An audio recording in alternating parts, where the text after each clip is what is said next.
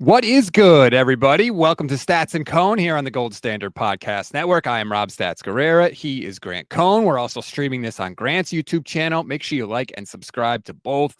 Grant, we have a lot to get to today because the Niners trade for Chase Young. Bobby Slowick did an interview with Adam Schefter that turned your head and perked my ears up about the whole Trey Lance situation. There are things happening in San Francisco, as there always are. Oh, I thought you're gonna like throw down music or something like. Dun, dun, dun, dun. Okay, yes, I agree. There's a lot to talk about, and I think what's nice about the Niners is they were boring for 5 weeks. Like all that winning was great, and the story was they're the best of the best of the best. And then all of a sudden, they like they're like a boxer that was way up on points, and all of a sudden they get clipped in the jaw one time, and all of a sudden they're hurt, and they're going into the bye week losing 3 rounds in a row. They are hurt. They're dazed. They're bleeding, and you're thinking like, are they going to turn this around? They're so talented. Do they have a glass jaw? What's going on? And all of a sudden, to end that metaphor, to sort of just like change the narrative going into the bye week, instead of it being all doom and gloom, it's they traded for Chase Young. Watch out. Watch out, rest of the league. They traded for Chase Young, which is possible. But I mean, like, if we're just going to step back for a second, Washington didn't want Chase Young. They only got a 3rd-round pick for Chase Young. He was a 2nd pick in the draft. He's had injury issues. Word out of that camp is that he's undisciplined and will give up his assignments to search to hunt for splash plays. Like, if he does stuff like that for the 49ers, he's not really going to help them. So he's a talented player, but the Niners are a talented team already, especially on the defensive line. Like, I'm just a little curious to see if this guy is, the Emmanuel Sanders of the season, the Christian McCaffrey of the season, the guy who comes in and essentially fixes everything. They found that guy multiple years. I don't feel like Chase Young is that guy, but I didn't feel like McCaffrey was that guy either. I got to be honest. So we'll see. Before we get into the winners and losers, whenever one of my teams makes a big acquisition, I always grade it by asking 3 questions. And this applies to sports. It applies to life. If you're about to make a big purchase and you're not sure if you should do it, there are 3 questions to ask. If you can answer yes to at least 2, you should do it every time. You'll never regret it. First question, do you love it? I don't love Chase Young for the reasons you just gave, right? Injury concerns. Is he a freelancer? That type of thing. I don't love it. Second question, do you need Chase Young? I think they do. Their pass rush has been not good this year, not good enough, clearly. And the third question is it a good deal? And it's unquestionably a good deal for the 49ers. They're giving up a 3rd-round comp pick, which they can get back if Chase Young leaves after the season and signs elsewhere as a free agent. Yes. So, and they still have 11 picks in the draft. So it's unquestionably a gamble worth taking for the 49ers. So do you love it? Do you need it? Is it a good deal? I think you need it. I think it's a good deal. So I credit the Niners for doing it. Okay. Let me try to argue why I think this isn't necessarily the move. I mean, maybe it's the best move they could make, right? I asked John Lynch, why don't you get a corner? And he said, "This is, we think it all starts up front, but also this is what was available." I think you can find edge rushers. They're available. They're almost like running backs. They're important, but they're also abundant, and it's hard to find corners because there's not that many good ones. So you said the Niners pass rush isn't great. It's funny, like if you look at the sack numbers, it's not. But if you look at the pressure numbers, it is good. They're getting their pressure percentage is 25%, and that's 9th best in the league. Could it be better? Yes, but it's not exactly bad, and it's up from last year. So why is the pressure percentage up but the sacks down? To me, that's because the run defense is worse and the coverage is worse. Like the ball's coming out quick, and the other team's running the ball. So what they're getting is a lot of 3rd and manageables. Yep. 3rd and 2, 3rd and 3, 3rd and 4, where that's not really a pass rushing down anyway. I mean, the ball can come out quick. You want 3rd and 9, and you're not going to get 3rd and 9 if you're giving up 4 or 5 yards of carry. So another pass rusher, like I keep coming back to what the Niners have sort of traded off this year. They got rid of Jimmy Ward, Azeez Al-Shaair, Samson Ebukam, Hassan Ridgeway, Charles Omenihu. Those are all run defenders, nitty-gritty players who aren't flashy, and they replaced them with pass rushers, Javon Hargrave, Randy Gregory, Chase Young.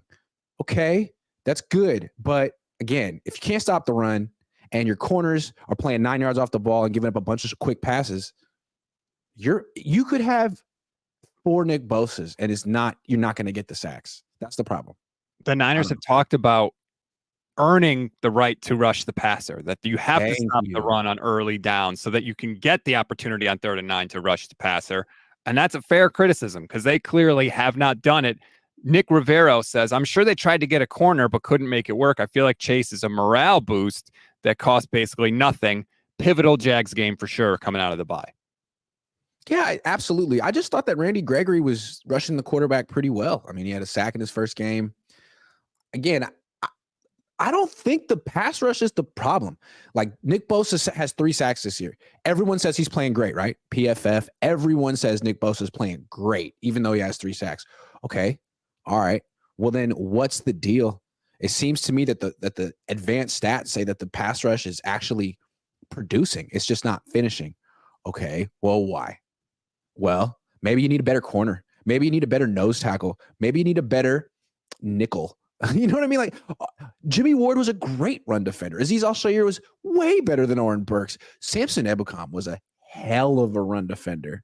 And you replaced him with Cleveland Farrell. I don't know. I think the Niners didn't really take this seriously, or they didn't really understand. Maybe D'Amico valued run defense more than Steve Wilks. I don't know what it is, but the Niners really aren't addressing that run defense at all. They think it's all about the pass rush. They're losing. I mean, ask David Lombardi. Every game. I will not. Every game afterwards, he's like, once again, the Niners run defense let him down. And to me, I always thought it was him kind of deflecting away from Brock Purdy tanking. But he has a good point. Like the run defense is not good, and the Niners aren't addressing it. In fact, they keep making it worse. Is Chase Young going to help the run defense? Maybe if he does his job. I think he has the talent and the capabilities to play the run well, but that doesn't mean he wants to. Like, we'll see. We'll see what happens. I saw something where he had good ranks against the run. I'm trying to figure out if I can find it because I was concerned with that too, because clearly that's an issue. Young's injury PFF run defense ranks from Lombardi, 2020 number 6, 2021 number 3. I don't know where he ranks this year though. He certainly looked physically healthy this year. Fish and Chips, by the way, says happy birthday, Papa Cohn. Is it your dad's birthday today? It's my dad's birthday today. All right. He had COVID last week, and now he's 78. He's feeling good though. So okay, good. Yeah. That's awesome. Fish and Chips also says Lynch had no cap space. It had to be cheap. That's incorrect. He has $40 million in cap space, although they're not paying. I apologize. Maybe you're saying the offseason he had to be cheap because he had no cap space. I don't know. I just think it's interesting that Lynch kind of went to a friend, Martin Mayhew. They played together. They worked together. Mayhew runs Washington. And it seemed kind of like an inside deal. Like, hey, man, we don't want this guy. You want him for a third? Yeah, thanks. But it's like Washington doesn't think much of Chase Young.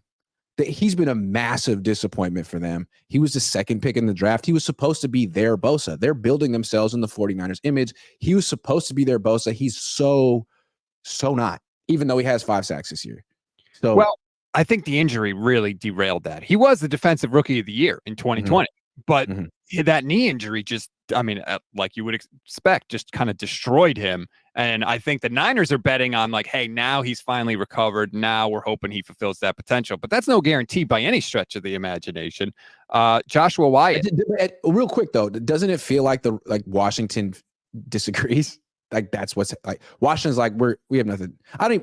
I don't know. They traded Montez Sweat too, so maybe they're just tanking. But it seems like Washington, they didn't get much for Chase Young. Here, have him for a third, and you're probably going to the playoffs. So it's a late third. It could be like the 90th pick in the draft. We don't care. Well, this is what I don't understand. If they kept Chase Young and he left and signed somewhere else, Washington would have got a 3rd round comp pick. So they just gave him away. Yeah, like they didn't care at all. Why? They didn't care at all. They gave the Niners. They're like, hey, man, you if you want him, shoot, fine. Joshua Wyatt says, why do we let them get away with this every time? Instead of stewing in criticism for 2 weeks, and this move makes them relevant. Well, I mean, it's a narrative changer every time. Like last year, they traded for Christian McCaffrey, and that was. But this is a narrative changer. Like I feel a big reason that you mentioned this. Didn't someone ask Kyle Shanahan about what they might do at the trade deadline? He was like, I don't know, probably not a lot. And then all of a sudden, it's like, you know what? People are being way too negative right now. Grant Cohn and Rob just go on their shows and lambast us daily. How about let's give them something to talk about? You know what I'm saying? Let's give them something to talk about. That's what they did. How about love? Love. How about your Kyle Shanahan voice right there? I like that. Yeah. Thanks. I think that this is not on the level of the Christian McCaffrey move, but you're right. It does. It changes the vibes. It changes the narrative. 100%. I agree with you, Josh. It absolutely does. Fish and Chips is back. He says we're already $38 million over in 2024. I don't care about 2024. I don't care about 2024. I care about 2023. Okay. So I was glad they did something. I thought they would do something. I hope it works out. Let's get into some of the winners and losers for this deal. And first winner I have to have is Chase Young. I mean, you go from the dysfunctional of dysfunctional organizations in Washington with no prospects in the immediate future, right? You've got Dallas in your division. You've got the Eagles in your division. There's nothing going on. Now you're Chase Young. You get to come to the 49ers, one of the contenders in the NFC. You're surrounded by talent on both sides of the football right before you go into a contract year because you're playing on your fifth-year option. Like, you are in a position to cash in if you're Chase Young. That's true. That's true. On the other hand, so is Randy Gregory. So is Javon Hargrave. It seems like, if Chase Young just happens to be the key that unlocks everything, I'll be so surprised. It seems to me like the issue is Steve Wilks. Steve Wilks and this roster. There's something wrong. And if Chase Young can just fix everything, wow, I'll be surprised. But good luck. I just don't see adding another edge rusher all of a sudden fixes everything for Steve Wilks. But it does kind of feel like Kyle Shanahan's once again pointing the finger at the defense. Like, look, I'll get you another edge rusher. You can't figure it out, Steven, I'll get you another edge rusher. Whatever you need, man, I'll get you an abundance of talent. Hopefully you can figure it out. I can do it. Sure, my offense is only scoring 17 points a game, but that's, not my fault. I can figure this out. You need another edge rusher. It just feels like, again, pointing blame at the defense. And is this really going to fix things, or does Steve Wilks have bigger problems than a bookend to Nick Bosa? We'll see. I think he has bigger problems. It's nice that Nick Bosa might not get as much attention. Great. That's wonderful. See what happens. If the ball comes out really quick, you can negate a pass rush with a run game and a quick passing game. You can do that all day. And teams are doing that to the 49ers. And Steve Wilks isn't countering. So just adding another pass rusher to that, I don't know, man. We'll see. It doesn't seem like that's the fix, but I'm not that smart.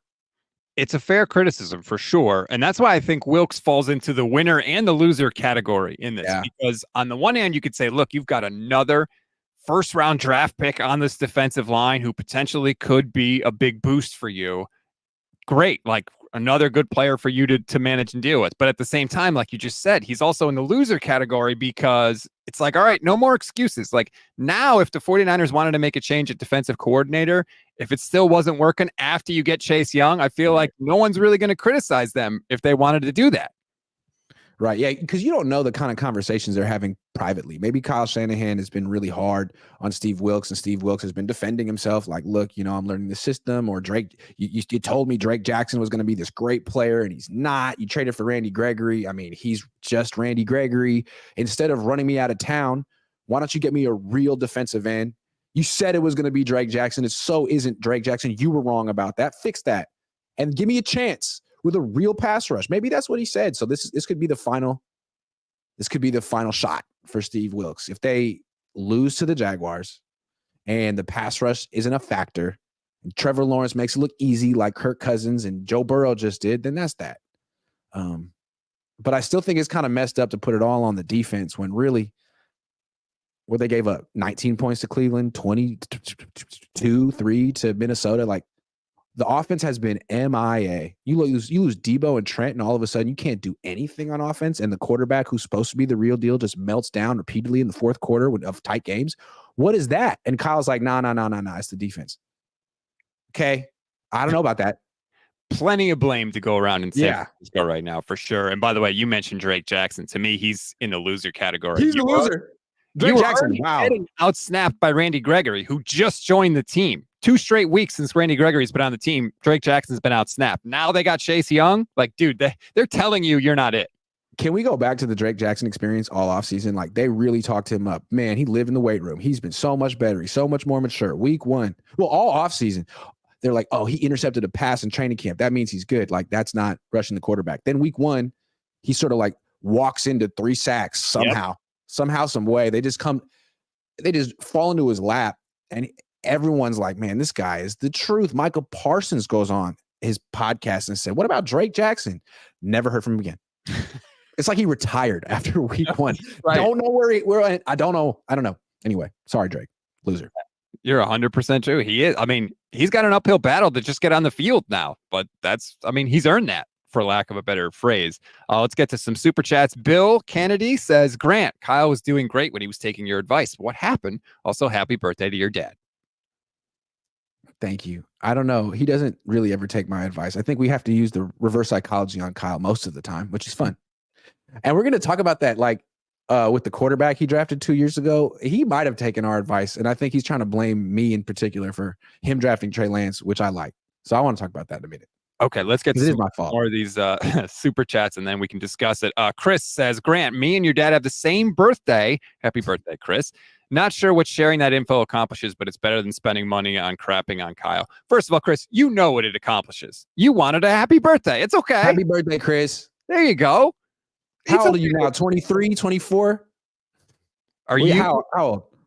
Are you a big birthday guy? Like, I like to make a big deal out of my birthday. I want everybody to know it's my birthday. I want to be treated super nice because it's my birthday. I'm a big birthday guy. Me too, because I'm essentially like 14 years old still. I'm working on it, but like I'm just 14. And yeah, I want people to make a big deal about my birthday. But then I often like don't make a big deal about other people's birthdays because I'm a child. So I have to work on that. I like forget, but I'm doing better. Are you doing anything for your dad? I got him a present, and I'm going to go give it to him in a minute. Okay, good. Yeah. Matthew Sanders, we complain, but Washington is a real, actual dysfunctional losing culture. I only hope Wilkes has been put on notice because it's now or never. That's basically what we've been saying. Yeah, pretty much. Sorry, Wilkes. He got set up for failure. I do feel bad for Wilkes. He never should have taken this job. If you ever get a job opportunity and they're like, look, we like you, but we actually don't like anything you've ever done. We want you to do this. Can you learn it? Like, say no. You're getting set up for failure. You're never going to do well. It's a good point. In anything. J Mad says, y'all seeing the mess in Vegas? Devontae Adams behaving like a diva. Jimmy can't throw him the ball. 49ers players have never behaved like this. Jimmy is now benched. Okay, we can get to it now since this led us right into it. If you don't know, Jimmy Garoppolo has been benched in Las Vegas. Josh McDaniels has been fired. The GM has been fired. The offensive coordinator has been fired 8 games into the tenure. And I will say this, Kyle Shanahan got to a Super Bowl with Jimmy Garoppolo. He got to a Super Bowl. They were 6 minutes away from a championship with Jimmy Garoppolo. And 8 games into his Vegas career, Garoppolo is benched. He's already missed multiple games, and everybody just got canned there. Kyle Shanahan is a wizard. Okay. I guess that's your takeaway from all of that. I do think that when Jimmy had his best season, 2019, I don't think he was that great in other years. But 2019, he went to the Super Bowl. He had some good games. I think it's important to remember that Kyle Shanahan was the coach of that team. They also had Mike McDaniel on that staff, who is the most creative offensive coach in the league. They also had Robert Saleh on that staff, who might be the coach of the year this year. It's early. And they had DeMeco Ryans on that team, who's one hell of a coach too. So yeah, Kyle's a wizard. So is Mike McDaniel. So are those other 2 guys. That 2019 team was incredible. 4 head coaches on one team. Jimmy benefited from that, and a lot. He benefited from that defense, from that culture, from that creativity, and from Kyle's play calling. So Kyle does get credit for that for sure. And Josh McDaniels, wow, dude, disaster. Wow. Like, what have you done? I mean, what's so funny about him is he stuck around with the Patriots forever, like he was waiting for Belichick's job. He almost went to the Colts and then pulled out at the end, which was super unprofessional. Waited so long for an opportunity and took the Raiders. Had it 2 years, not even 2 years. You had Derek Carr, didn't work, and you replaced him with Jimmy Garoppolo. Everyone was like, hey, that's a downgrade. What are you doing? And he's like, nah. Jimmy, like, we told you. And this is so predictable, and you get what you deserve. Josh McDaniels. Wow. Yeah, quick story about that. So for anyone that doesn't know, I used to produce at NBC Sports and at ESPN for years. And when McDaniel's name would come up in the hiring cycle, I won't say who he talked to, but I heard half the conversation. He would call different insiders and say, like, what do you think I should do? Should I take this head coaching job? Like, what do you think? And I was like, dude, that's really weird. Like, what are Here's you how I doing? knew Josh McDaniels was going to fail. None of his former players have anything nice to say about him. Not one. So look, I'm not the biggest Kyle Shanahan guy, although I like covering him and I would definitely have a beer with him and he seems cool. But he has flaws. That being said, a lot of players will go to bat for him. Oh, a lot of players will go to bat for him. Without question. Yeah. In fact, some of his former players in Denver was like, the only time we ever won is because we were cheating.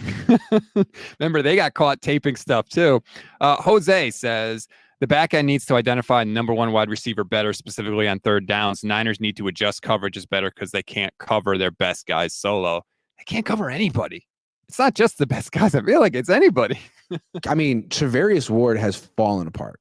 People don't really talk about Charvarius Ward very much. I don't know why. They spent a lot of money on him. They wanted to get a shutdown corner. He played pretty well for D'Amico, but there is some disconnect going on between him and Steve Wilks because he's awful now. He's given up like 175 yards and 2 touchdowns in the last 2 games. That pick he had against Cousins was nice, but that touchdown he gave up was unreal. And I don't know what's going on, but like he might be Isaiah Oliver is legitimately awful. I'm so sorry, Isaiah. But I mean, he can't tackle, he can't cover. He's just a liability. To go from Jimmy Ward to Isaiah Oliver is catastrophic. Diamador Lenore, he's fine. Like he's okay. Yeah, I don't think he's given up a touchdown yet this year, and he has a couple of picks, and he doesn't commit like 8 penalties a game like Charvarius Ward. I don't know what's going on with Charvarius Ward, but if I were an opposing quarterback play caller, I would show him no respect. I would go after him all the time. And when I'm not going after him, I go after Isaiah Oliver. And then when I'm not going after him, I go after who are you afraid of? In the secondary, nobody. And who does Steve Wilks have confidence in? Nobody. Yeah. There was a play against the Vikings. It was a 3rd down, and Cousins threw it deep down the field. I think it was a 3rd and short. Cousins threw it deep down the field. And Mooney Ward didn't even know that the ball was in the air, that it was going to his guy. And luckily for the 49ers, the Vikings, the receiver fell down and he couldn't hang on to the ball. And then all of a sudden Ward turns around and sees that the ball is incomplete and is like celebrating. I'm like, dude, you didn't even know that they were throwing at you. That was very concerning to me. Maybe I'm overblowing it, but Chris says, winner is absolutely Chase Young. If the Niners do what they usually do, they'll overpay him to underperform. They might want to stop running the same defense for 7 years straight. That's on Kyle and not on Wilks. Yeah. That's fair enough. I mean, if you want to run the wide 9, you could have hired Jim Schwartz. He's in his first year with Cleveland. He's killing it. You could have hired him. He actually kind of pioneered that defense. Instead, you didn't. So why didn't you bring in Vic Fangio or Jim Schwartz? I feel like Kyle has a complex. You know, he likes having these people who are beholden to him, people who can't necessarily challenge him. That's too bad. Because good coaches sort of want to be challenged. Mike McDaniel brought in Vic Fangio. That's a tough one, man. If you bring it, Mike McDaniel's what, like 40? If Vic Fangio says something in a meeting, says, I think you're wrong, Mike, what are you going to say to Vic? He's got to say, thanks, Vic. I appreciate your input. I don't know if that's Kyle's style. Like, I don't see Steve Wilks talking to Kyle like that right now. I bet you they've had some interesting conversations this year, though. I'll say that after that, that 0 blitz. Don't you wish you could have heard that? Don't you wish you could be on the team plays? Oh, my God. Yes, absolutely. Matthew Sanders, as the quote goes, quantity has a quality all its own. Throw bodies at the problem until the problem goes away. Worked for the Soviets. Let's see. Okay, that took a turn at the end of that comment. Wow. Man. Didn't expect that. That was before my time. Moving right along. Base Spokane Niner fan. How much of marrying the defense is the problem? Does Wilks just simply not meld well with the wide 9? I don't know why. That's sort of what I see, man. Like he's playing soft, 2 deep coverage. Off coverage, 2 deep safeties. Okay. Well, that's weak against the run and is conceding quick passes. So you are short circuiting your own pass rush. And it's like not that hard to figure out. So if you want to actually get the most, D'Amico used to talk about it last year.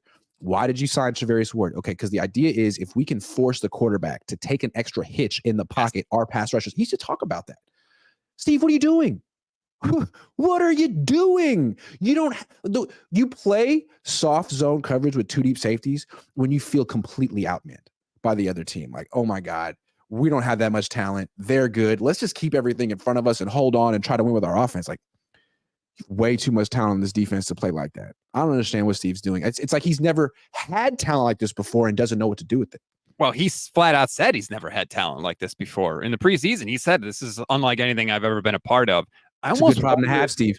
If I hate that phrase, I always wonder if maybe they thought like, hey, we're just going to be up by so many points that's the defense that we're going to be able to play, right? 2 deep safeties, off coverage, let the pass rushers eat. We'll tackle everything in front of us, and they'll never be able to do it enough to go up and down the field fast enough to come back and beat us. Maybe but that's the problem is they are.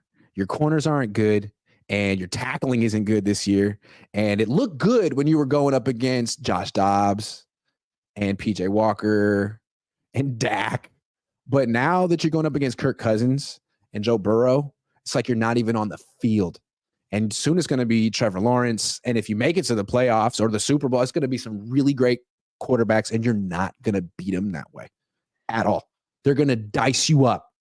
So it's hard to, I don't know, man. It's hard to take this defense seriously right now with Steve Wilks. And it's hard to think that they can fire him midseason and go a different direction with someone else. Like, when does that work? I'd love to see that. It's rare. It has worked sometimes, but it's rare. Modem Gamers, excuse me, says Niners are 15-21 before the bye. That's a 41.6% winning percentage. After the bye, they are 31-15, which is almost 68%. Now is the time. Now's the time. Whatever changes you need to make them. Adjust. Whether Wilks is just sitting in a dark room studying the defense from last year, learning it, which, by the way, credit to you, because I thought your 2 questions to Wilks were fantastic about learning the defense and coaching it at the same time. And the fact that he just admitted that, yeah, he is doing that. Like, if I'm a player. Thank you for acknowledging that, because I can't bring that up on my own in a press conference, but like, yo, what are they doing to me? They're scapegoating me, and like, I'm in a tough spot. So I wanted to give him that. It's kind of like 10 years ago when the grass was a big problem at Levi's and everyone was asking Jim Harbaugh about it. And my dad was like, hey, Jim, are you an expert on grass? And Jim was like, no, Lowell, I'm not. Thank you for asking me that question. Like, why do I have to answer these questions? Let's get Jed down here. It's true. Yeah. But it's got to be frustrating for a guy like Fred Warner or Dre Greenlaw, who've been in this defense 4 years when it was at its best. And it's like, you're supposed to be coaching me on this defense. I know the defense better than you, like, I don't know. It almost seems like Fred Warner should be the coordinator. Like, what they did under Robert Saleh and D'Amico Ryans was keep things very simple on first and second down. Very freaking simple. Rushing for, playing zone, and having like the most energetic, emotional, charged up defense there is. All gas, no brakes. It was all about getting all 11 guys in the frame at the tackle. Like, the Niners would just destroy you. And the next game you'd lose because they're so physical. That is not them anymore. Like, Steve Wilks has no emotional component to him. He's in the booth. This team is flat.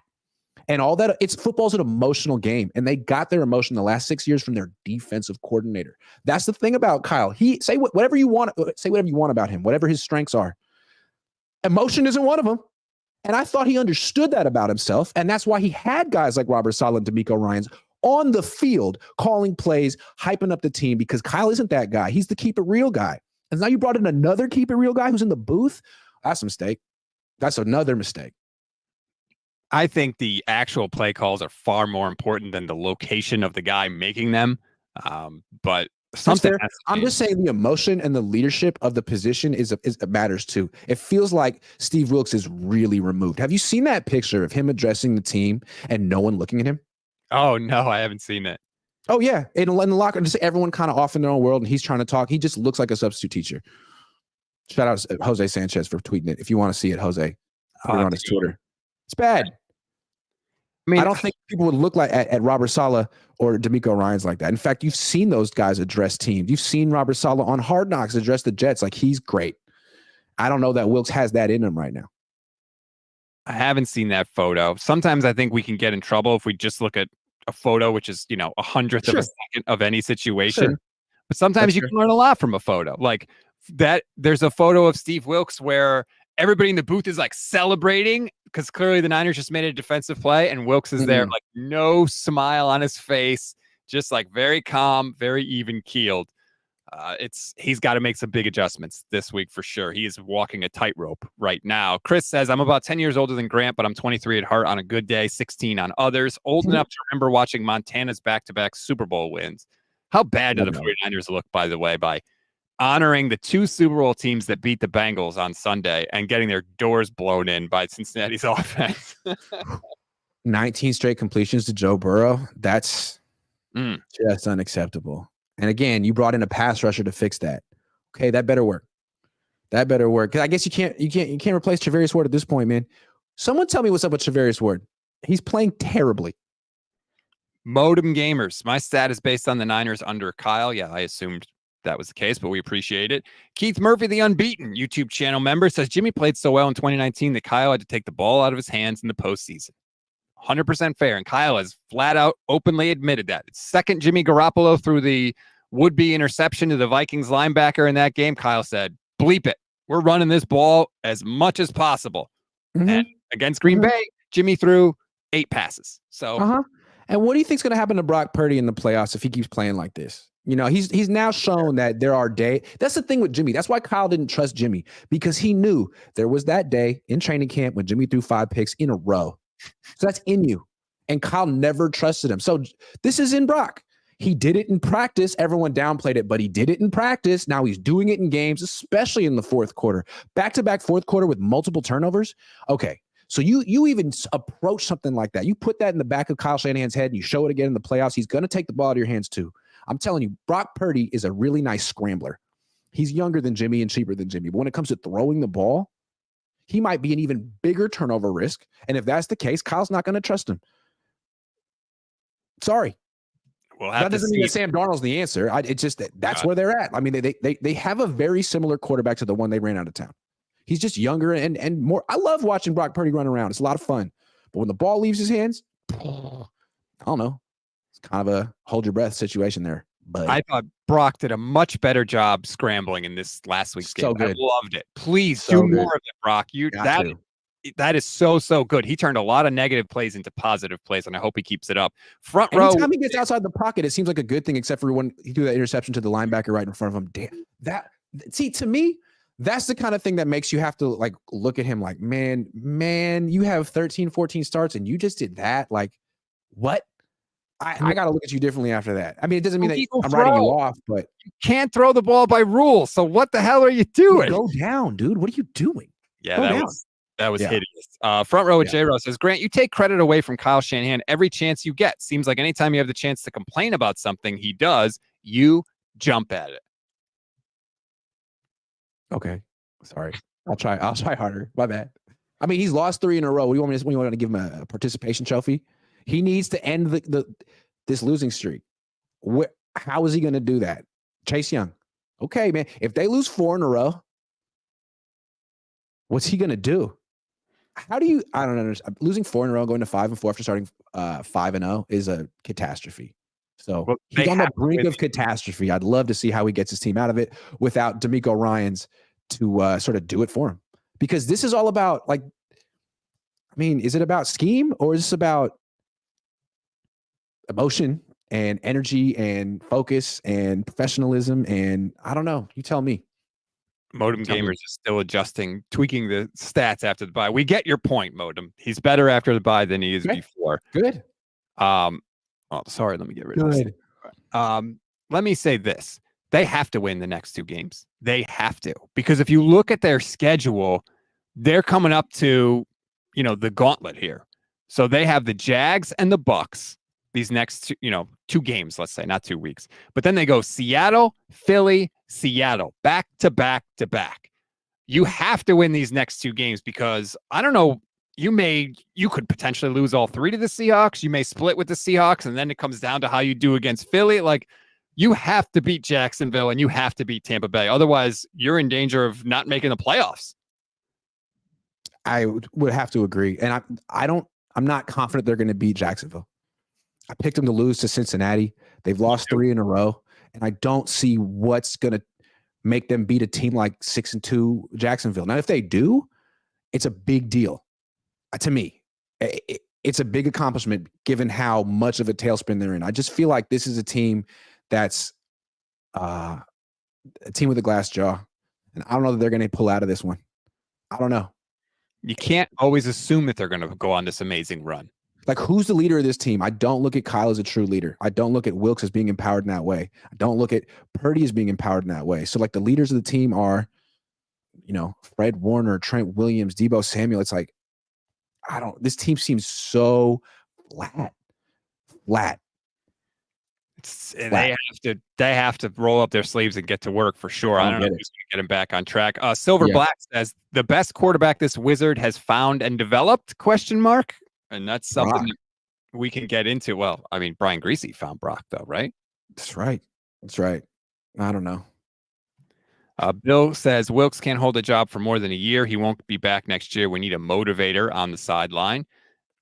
It's not college football, but you need some emotion on your team. And I think the Niners played with a ton of emotion the last few years. I mean, and they're trying to fake it this year. I feel with that fight before the game, like, nah, that's not you guys. That's not what it was.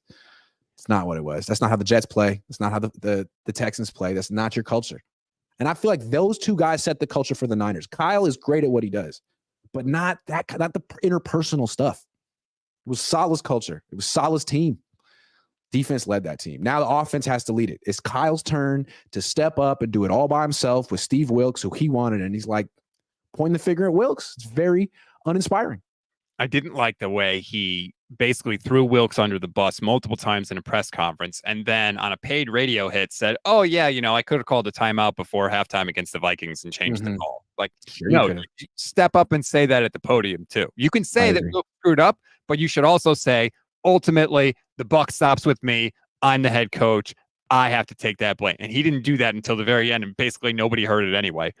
Fish and Chip says, Kyle, don't get fired. Shanahan is his only motivation. He's not getting fired. He just got an extension. He's not going to get fired. Like, no. Do you agree? I mean, I think they're going to make the playoffs, and there's not going to be anything to talk about. But if he misses the playoffs, I don't know. I don't think they'll miss the playoffs. I don't want them to miss the playoffs. I'm selfish. I want to cover this team in January. That's a big month. Make the freaking playoffs. Yeah. Sorry. Josh Wyatt says, yes, Stats, we let him off the hook every time. The Niners are a narrative factory. Just ask Jaquiski Tart or Trey or Jimmy or other Jimmy or Jeff friggin' Wilson. No accountability.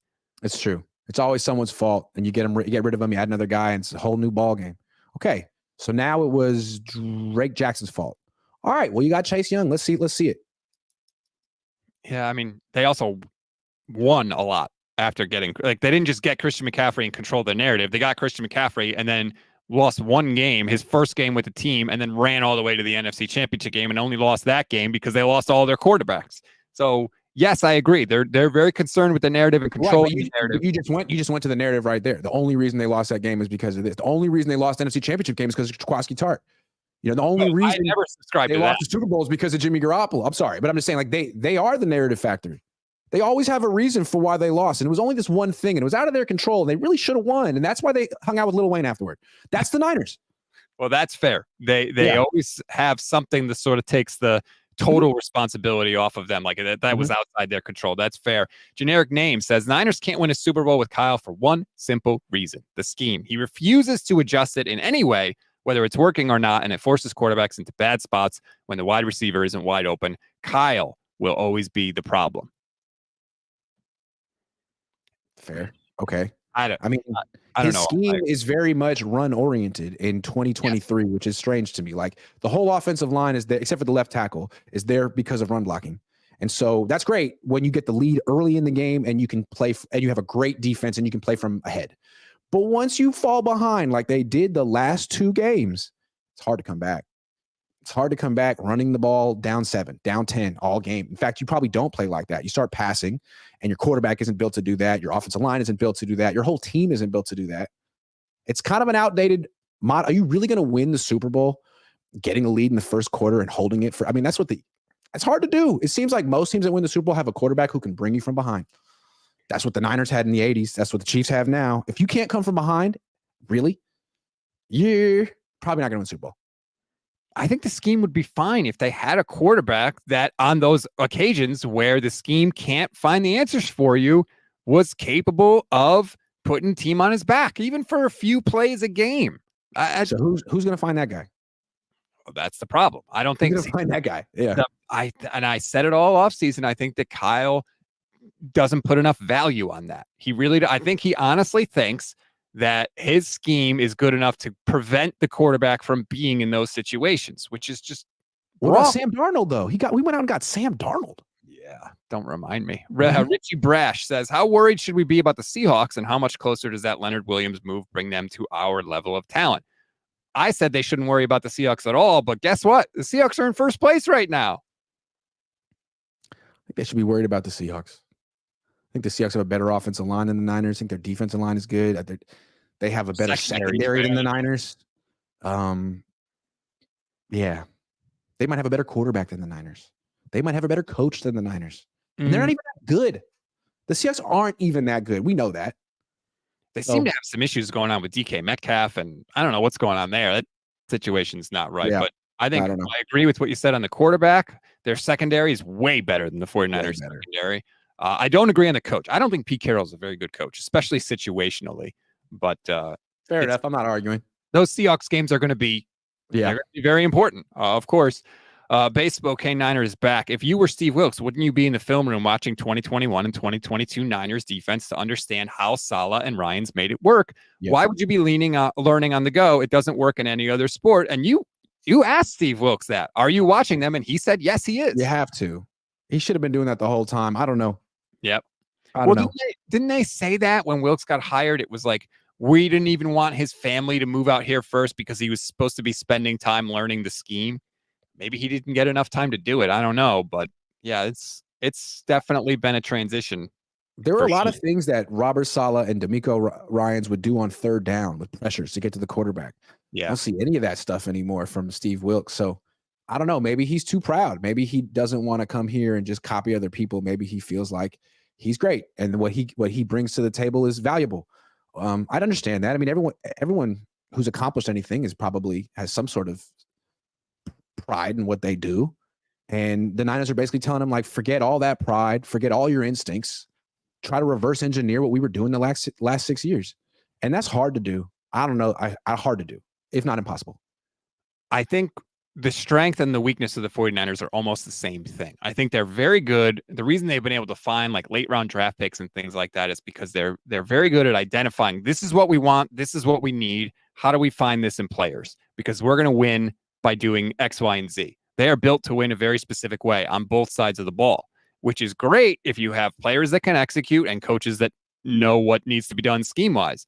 But if you don't have those things, because they're only built to win a certain way, they can really struggle at certain times. And I think that's what we're seeing right now. Right. Like if you're built to win with defense and a run game, it seems like everything needs to go your way in the game. You can't afford turnovers. You can't afford to fall behind. But if everything, and most of the time things do go the Niners' way, except for this 3-game losing streak. They usually get a stop. They usually defer. They get a stop. They score first. They're up 7-0, 10-0, 14-0, and they cruise. But you don't get to do that every week. Eventually, you find yourself in a game. You lose Trent Williams for a week. You have some injuries. You're down 7 late. Can you win that game? And like this team is like, no. Well, Fred Warner's openly questioning that. He literally has said, we can't be a team that only wins when we're up. We have to be able to come from behind. You got to be able to win in all kind of different ways to win a Super Bowl, right? They talk about that. You got to be able to win with your defense, your offense, your run game, your pass game, winning, losing. And this team isn't that way right now. They won when it's been easy and they've cruised and they got early leads. They're not a comeback team yet, but it's early. Maybe they'll develop that kind of toughness, but it's just like, man, you guys have been together a long time. You should have had this in you by now. Maybe Brock's the problem because, what's up with those fourth quarter turnovers? Sorry, Rob. Brutal. Like, especially because after technically it was a third quarter turnover, but it was right at the end of the third, that horrible interception on the 8-yard line. The defense stops Cincinnati and gives the Niners the ball back. And in the fourth quarter, Brock immediately throws a pick on the first play of that possession. That's right. So and then fumbles. Right. I mean, then fumbles. So we were looking at Brock Purdy as being, man, people are saying he's the next Joe Montana because he doesn't have the strongest arm and he runs around a little bit. Like, like you could call a lot of physically, ungifted quarterbacks the next Joe Montana. But what made Joe wasn't that. It was the fact that when he was down, he could have a really bad first 3 quarters and you knew he was coming back and he was going to give his best in the fourth and he was going to put the Niners in a position to win. I mean, 99 times out of 100. That's not Brock right now. Brock looks like a guy who, when things are going good, he makes it look easy. But when he finds himself in a real game, not only does he not win, he gives it up with multiple turnovers in the fourth quarter. Like, he drops the ball. Very, very disconcerting. Very disconcerting. Look, it's early. He still doesn't have a full season of starts. That could change, but that's what we have seen in this very small sample, and it's undeniable. It's undeniable. And I don't care that he came back against the Raiders at the end of the year last year when the Raiders were a garbage team. Like, the bigger sample size in this scenario has shown us that right now he struggles in those spots, and he's got to get better. Chris said Kyle Shanahan isn't a wizard. They've only regressed since the Super Bowl loss. Kyle's answer is to keep running it back. Never gets better or adjusts. One defensive play shuts down 95% of his offense. I would ask you to prove that, Chris. Prove that one defensive play shuts down 95% of his offense. Prove that he doesn't adjust, because I've heard other defensive coordinators say that Kyle's scheme has evolved. Jim Schwartz said it. Other defensive coordinators have said it. I think that may be overstating and oversimplifying things. He's talking about man-to-man cover one, robber. I'm not sure. I mean, that's probably an oversimplification to say it shuts down 95% of his offense. And what's funny about defenses in the NFL, I feel like a lot of times in the regular season, they sort of do what they do. We don't want to get away from our principles. We're a two deep team. It's like, all right, well, you're going to lose to the Niners if you just do what you do. But when they get in the playoffs, it's not like that anymore. Very specific game plans. Or when you play, you play Jim Schwartz, or you play a divisional opponent, all of a sudden they're dialed in. And you see that kind of stuff, and I don't know. Sometimes the Niners have trouble with that, so it's interesting to see. Well, but to be fair to Kyle Shanahan, he has a very good playoff record. Now, obviously, the games he's lost have been important, but his overall playoff record is good. He just got to get over that freaking hump, man. Front row with J-Ro says, talking more about you taking credit away from the Super Bowl season by mentioning McDaniel, Saleh, D'Amico, taking credit away from Kyle. It's like your secret sauce. I don't know that you're taking credit away, but I think it's fair to point out that and you said Kyle Shanahan did a great job, he also had a loaded staff. Now, he hired that staff, so he should get credit for it, but we can't just credit Kyle and not credit D'Amico and McDaniel and everybody else on that staff. Yeah, I mean, I want to give Kyle credit. He was 5-0. I gave him credit. He's lost 3 in a row, and I'm starting to look around like, wait a second. Who is pulling this team out of this losing streak? Why is this happening? It seems to me like you haven't lost to great teams. What I feel is that this is a team lacking leadership because Kyle sort of leaned on others for that while he has his own skill set. Then you lost to PJ Walker, and this team just seems like in a daze. Like they haven't really gotten over that. And I don't know. I think they're too talented to be losing these games, too talented to be playing the way they are in offense and defense. And I think that guy has to go back to the head coach. So once he pulls this team out of this losing streak and goes on his run, I will go back to giving Kyle Shanahan lots of credit because I acknowledge he's on his own now. He can't look to Mike McDaniel to be like, yo, give me the next wrinkle. Or D'Amico be like, let's get this team feeling confident and upbeat again. This is all on Kyle. Can he do it? If he does, he deserves a ton of credit. I'm skeptical. It's a fair question to ask at this point. We'll find out in a couple weeks. Kev says Josh McDaniels had 5 years left on his contract. Yeah, be brutal to be a Raiders fan. Yeah. Chris says the offseason is going to be interesting if and when Adams Peters leaves. If they don't get Cousins when they draft another defensive lineman in the first, no offensive lineman, no defensive back. They do have 11 draft picks still, Grant, so they're going to have the opportunity to shore up some of these holes. Yeah, they do. It's interesting they didn't trade any first-round pick. They clearly need to add. I hope they spend that on an offensive lineman next year, but knowing them, they'll get a defensive lineman. I mean, come on. That to me, can we just talk about that philosophy too? Like your offense, I'd give your offensive line a D offensive line. And then I don't know what you would give it. I don't think it's good at all. I wouldn't give it an F. And then your defensive line, it's a B- at worst. I mean, it's still a decent group. And they're like, man, we can't take that B- at the D line. We got to get that up into the A range. All right, man. But what about your offensive line? What about your secondary? It's frustrating because there are times when the offensive line looks great. They look like road graders. Earlier this year, they were shoving people all over the place. Kyle's offensive line goes through lulls. You say they, you mean Banks and Williams. even McKivitz at times in the run game, not in the pass game. In the run game, he was fine. Like fine. That left side is good when it's healthy, but Williams is out now. Banks is out. I was thinking, hey, maybe a guard, but no, they got John Feliciano. Okay, all right. Javi says, spell check the got it. Sorry, I said Chase Yunna instead of Young. There you go. Not even close. Hillerin Phillips says, Grant, thank you so much to admit when you are wrong. It's rare these days. Your boy Larry, on the other hand, shaking my head. I don't think there's anything wrong with admitting. Shout out to Larry. You don't just admit that you're wrong right away. You got to if I were Larry, I wouldn't admit nothing right now. A lot of people wanted flowers for saying, I was early on Brock Purdy. How you looking now? See, that's why I don't play that game. I don't need to be early. I want to be the one that was right at the end. I said I'm going to wait, and I'm still waiting. Yeah. I'm not killing Brock now. I'm still waiting to decide if he's a franchise guy. Matt says, do the 49ers know without coverage the defensive line can look average? Brock is a terrible fourth quarter quarterback. We've been talking about it. Yeah, man. It seems like a lot of times the game's over when they enter the fourth quarter with Brock, which is great. But again, if you take away Debo and Trent, you take away two of these players, all of a sudden he's just on a regular team. Okay, now you be the hero. Actually, no, I'm going to throw 6 picks and I'm going to have 6 turnovers in 3 games. Oh, okay, so you're not a hero. You're a game manager who's trying to do too much. Got it. Maybe they shouldn't have called him the real deal after 5 games. Like, let him earn that. What is going on? He's trying to be the hero and he's doing too much.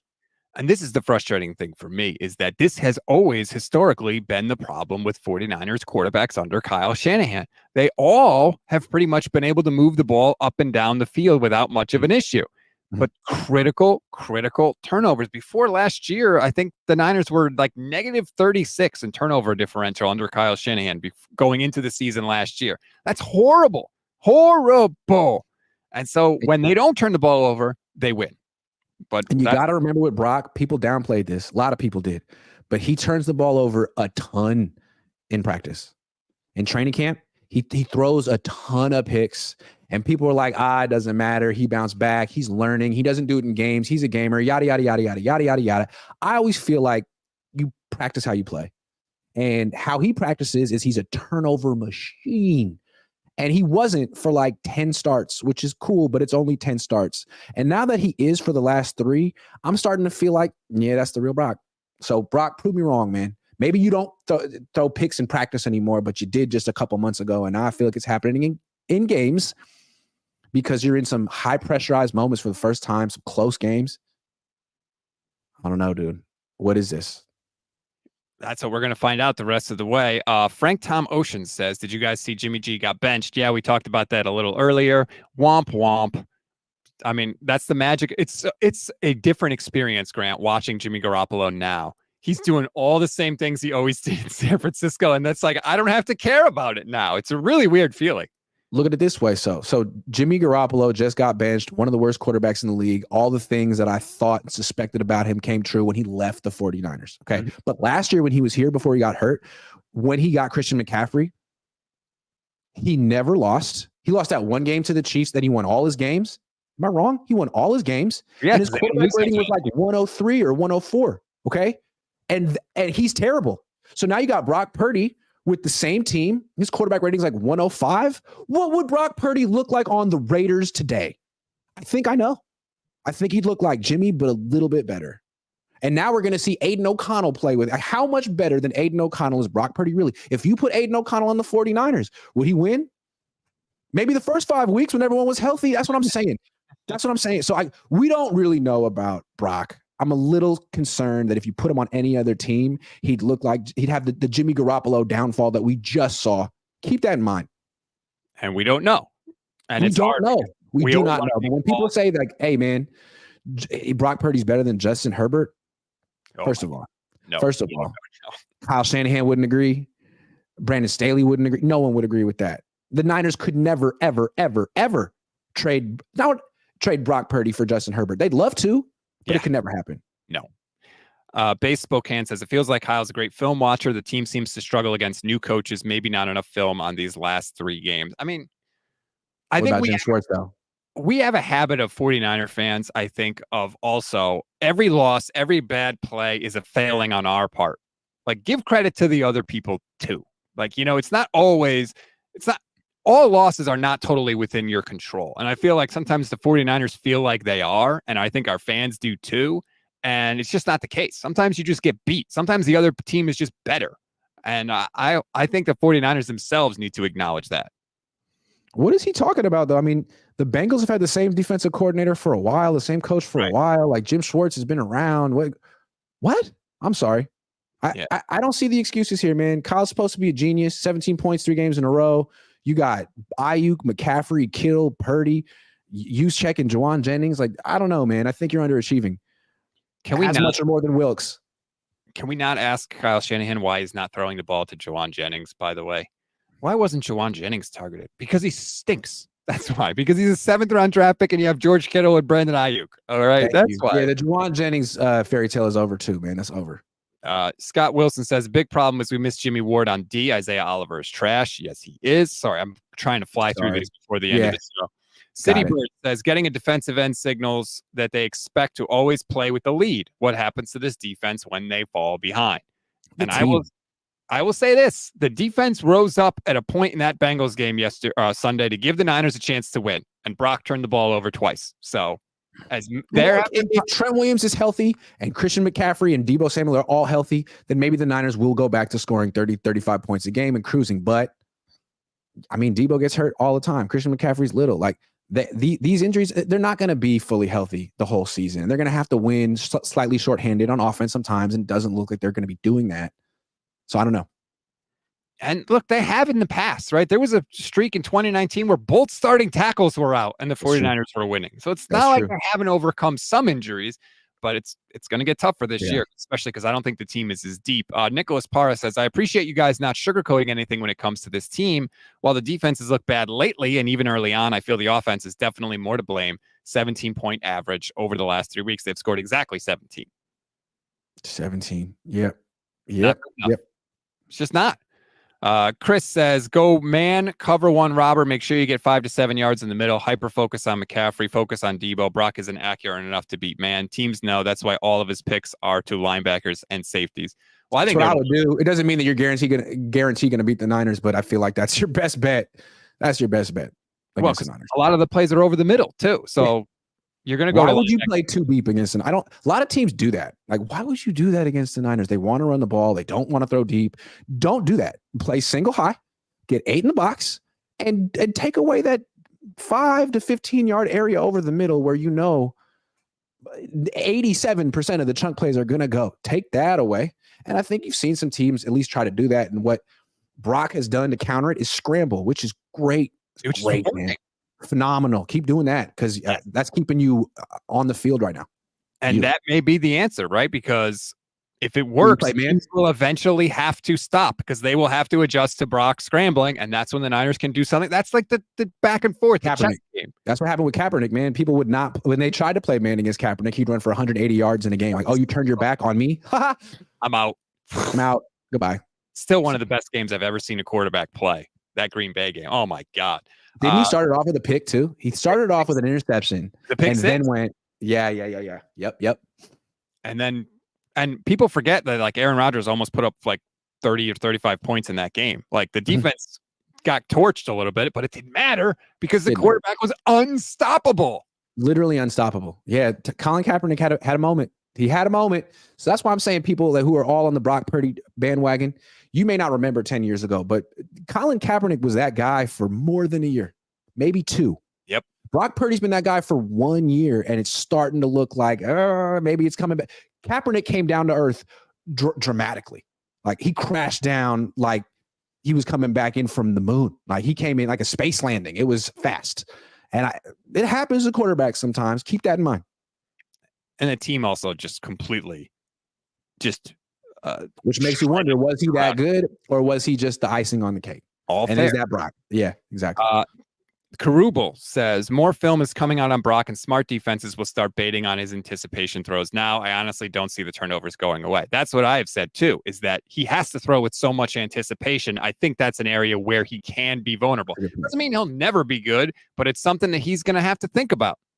If you throw with anticipation, you're going to throw a lot of picks if you're not on it, because make sure what you're seeing is the real deal. Yeah. And it's like when you have 5 all pros out in the pattern, like you don't have to force it, but you take away Debo and your left tackle, and all of a sudden he's like seeing things he doesn't, he thinks he's seeing things he doesn't see and all that kind of stuff. So I don't know. We'll see. Lots to check as we go into the second half of the season. But Chase Young is here. Niners are hoping that that's better. We will find out. But no matter what happens, we will be here with you through everything. Thank you so much to everybody. All the questions in the chat. We really, really appreciate it. Grant, thanks for an hour of your time, as always. Is there one more that I see? Yes, there's one more here. Sorry. Chris says, have to oversimplify when paying by the character. Fair. If you cover the middle of the field and account for the McCaffrey screens, you can keep Kyle's scheme from going up and down the field easily. I mean, I don't know about easily. You do need some talent on your defense, but that is definitely the best strategy against Kyle's scheme. It's a run-first scheme, put 8 in the box. His quarter, he doesn't have Matt Ryan. Brock Purdy, he'll try, but I want to force Brock Purdy to try to throw outside the numbers. Throw some fade routes up the sideline. I want to see you do that because I'm not worried about that with you. That's what I would do if I were playing against Brock Purdy. Force him to play left-handed. Force him to have to beat you with things that are not necessarily his strengths. That's the goal against every quarterback, by the way, not just Brock. And we'll see if again, what he can do though is scramble. Yes. And scrambling is very when you play man coverage and the guy can get outside the pocket. What I'd like to see him do is, instead of running as much as he did, stay behind the line of scrimmage and make, like, you threw a touchdown pass that way. That was his best play in the red zone when he scrambled out to his right, found Christian McCaffrey back to his left. Do stuff like that. That's what Patrick Mahomes is so good at. Getting outside the pocket, slowing down, pump faking, keeping the play alive and throwing. Like, the run is the last resort. And I'd like to see Purdy get a little bit more calm when he's outside the pocket and throw. He can do it. Do it more. How about do both? Can we have that? Can I have a quarterback that can do both? Run when it's the hell outside the pocket, man. Get the hell outside the pocket. I don't know how good of a pocket quarterback he is. He's little, and teams are starting to confuse him. But once they play that man coverage, just extend the play, baby. Just extend the play. The longer the play goes, the further you get outside the pocket, the more advantage you have. Just don't throw the interception to the linebacker standing 2 feet in front of you. Don't ever do that again. In the red zone on first down, please. All right, that's going to do it for this edition of the show. Thanks, everybody. Again, like and subscribe to both YouTube channels, Gold Standard Network YouTube channel and Grant Cohn. Just search Grant Cohn. It pops right up. You'll see it. There's a million videos there. Make sure you like and subscribe to both. Sir, I will talk to you next week. Sir, talk to you next week.